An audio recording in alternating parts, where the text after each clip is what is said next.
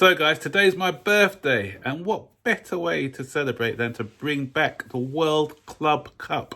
So Chelsea, don't let me down. Welcome to my preview of Chelsea versus Palmeiras. Welcome to the Burton Ballers. Ain't got no time for no stallers, yeah.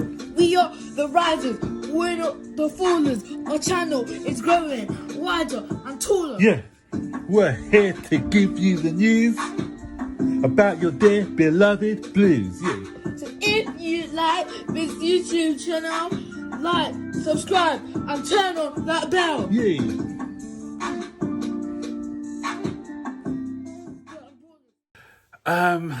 So mixed results on my birthday or the day after my birthday. So, but one of the results I have nightmares over is 2006, February the 11th, we played against Middlesbrough. And remember, Chelsea just came off back-to-back Premier League wins. And we, the season 2005, we only conceded 15 goals. So we go up to Middlesbrough, I'm thinking, yeah, another routine 3 points. But then we get beat 3-0. And that was the beginning of the end of our 2-year domination. So I'm hoping for a better result tomorrow so that I can celebrate.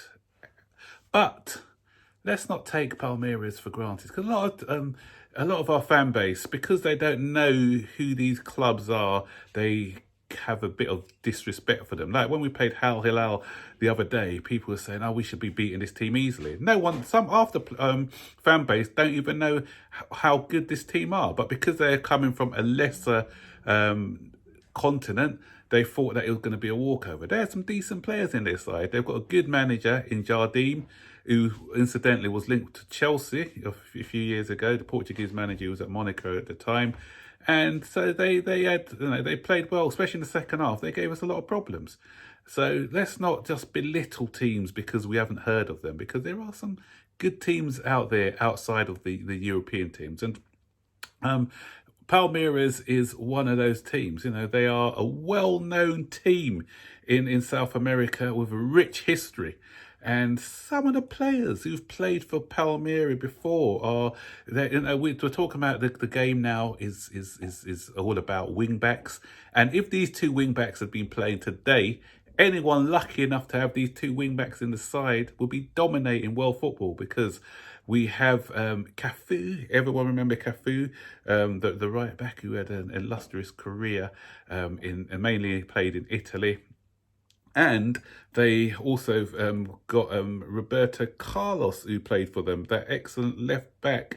And everyone remembers that goal that Roberto Carlos scored. Was it against France? Was it that wicked free kick? Oh yeah, I could watch that goal all day. So they've got those two. And Lucio, anyone remember Lucio? He played for them. Recent people who've played from Yeremina, who's at Everton now. And they've got Gabriel Jesus, who's playing his trade at Manchester City. And a guy who I've actually met when we played Barcelona. I was doing the stadium tour.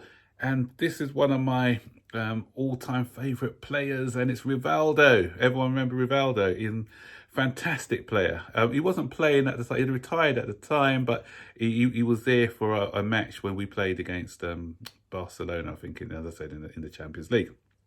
So, for those who do not know a lot about Palmeiras, I'm going to just do a breakdown, a quick tactical analysis. I've been doing my homework, unlike some of our fan base who don't do any homework and just expect us to turn up and beat these teams. So Palmeiras, they are managed by a Portuguese coach by the name of Abel Ferreira, and outside of Europe, he's considered to be one of the very top coaches in world football.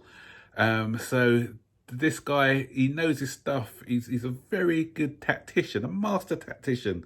We've had many good coaches come out of Portugal. Obviously, we used to be managed by one by the name of Jose Mourinho. So what's their style of play?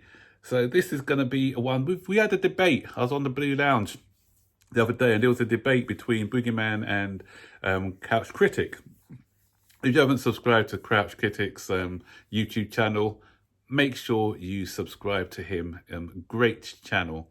So so let me just tell you a little bit about their tactics. Now, they perform, and this will make Boogeyman laugh because of the debate that we had, they perform what you call a mid press. So they don't press, they are a very passive team. So what they do, they do not press high.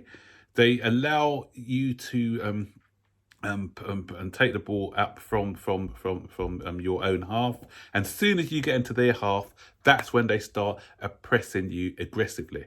And another thing that Couch Critic mentioned, which would make Boogeyman laugh as well, is they set you traps. And the trap that they set is that they allow, as I said, they allow you to bring the ball forward, but if you pass the ball back, that's when that's when they start to come and press at you aggressively to try and force an error from the goalkeeper. So sometimes they'll push up high on the defenders, on the on the goalkeeper, to force the goalkeeper to kick the ball long and try to wing back possession that way. So I'm just gonna these tactics I'm getting, by the way, are from Total Football Analysis, and I'll put the link in the bio so that you can have a look at the tactics, because I'm just giving you sort of a synopsis of what this article's been saying. So if any of you want more in-depth information, read the article and you'll know what I'm talking about. So they are a team who are happy to give the opposition the ball. They are not a possession-based team, so they do like to just play sort of further back in a mid-block type of way. And when they do get the ball back, though, what they do, they try to hit you fast and hard on the break. They play more direct, and they push up their wing backs, and their wing backs play wide. Their wingers are more inverted, and they like to play with a fluid number 9, and they try to, when they're attacking, try to make it into a 5. When they play the ball a bit longer, they bring a lot of people around their centre forward, so that they compete for the second ball. So they get those second balls, and they start to build the play from further up the field. As I said, in defence, when the opposition has the ball, they'll drop a bit deeper, and they'll they'll try to funnel the play through onto the wings, because the midfield area is congested. And so when the ball is switched out to the wide areas, that's when their fullbacks come into play. They're quite aggressive in trying to win the ball from the winger early.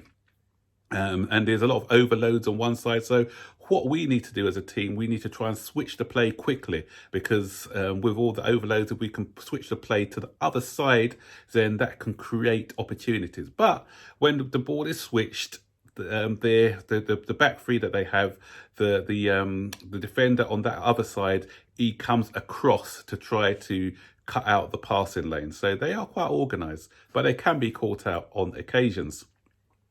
They are a team as well who scored the most headed goals in Brazil this season. So they are very good at and they do tend to try to get the crosses in a lot, and they've got people who can attack the ball in the air. So our defenders, Rudiger, Silva, they need to be really switched on for these crosses which are going to be coming in. So that's a little bit about their tactical style of play. And another thing as well, what they like to do is they like to pressure the deep lying playmaker, or the regista, which in our case is Jorginho. So Jorginho is going to get pressed a lot, because they don't like them to be able to dictate the play from deep, so they force them into safe passes, like sideward, backward passes, which Jorginho does a lot of anyway. But he's not going to get the opportunity to try and dictate the play, because they're going to be on him really quickly. So that's another thing to watch out for. We got to remember as well, in Brazil, they take this competition very, very seriously. And another thing to note, Palmeiras is one of the biggest rivals are Corinthians, And Corinthians fans always taunt them because Corinthians have won the World Club Cup. And who was it against? Yeah, you got Chelsea. They beat us 1-0. And so they're going to want to bring this trophy back to stop the opposition fans from taunting them that they've never won this game, this tournament before. So it's not going to be easy for us. We got to be on top of our game. We got to play to our maximum. So one good point, I'm hoping that Thomas Tuchel may be out now because he's been tested negative, I believe. So the extra voice on the touchline should hopefully give us that advantage as well. So hoping for a good performance from our team, hoping that we will come out victorious and we'll be bringing that trophy back home. So I hope you enjoyed a short tactical analysis of our opposition. And as I said, for further analysis, and if you want to read a bit more about them, then just check out the bio in the description below, and it will give you all the information you need to know about them. So until then, guys, don't forget to like, subscribe, turn on post notifications so you'll be notified every time I make a new video. I'm off to enjoy a birthday breakfast now, so take care. Bye-bye.